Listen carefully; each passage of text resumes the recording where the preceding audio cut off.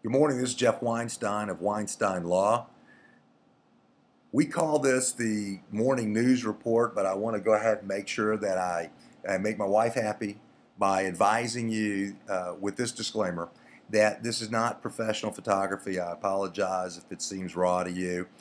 This is me speaking in front of a MacBook, telling you what I think about incidents that have happened, which I believe if we share with you, we all learn more about how to be better, safe drivers, and hopefully, the result is that less injuries occur.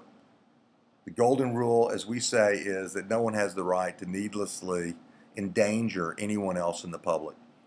This is a really horrible story that involves the death of several folks. 3 people were killed in an 18-wheeler wreck in Wayne County.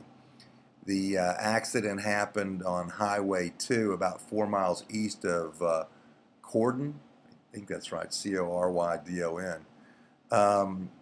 The Iowa State troopers report that the 18-wheeler driven by Thomas Ryan of Osceola was traveling eastbound Highway 2 as a westbound Dodge Grand Caravan and a Chevrolet truck approached. The 18-wheeler then crossed the center line and slammed into the 2 westbound vehicles. No discussion here about what caused it.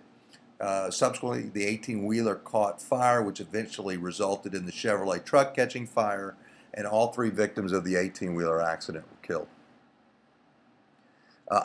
Usually the first question that anyone asks me is, what would you do?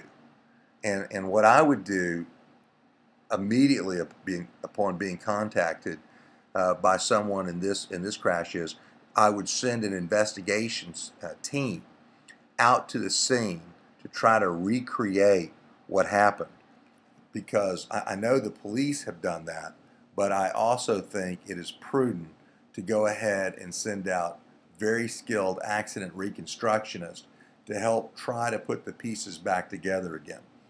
If you don't do that within 24, 48, 72 hours, that opportunity will be lost because evidence will be lost, pieces of equipment will be misplaced, lost, and it will become more difficult to try to put the pieces back together again as to what happened.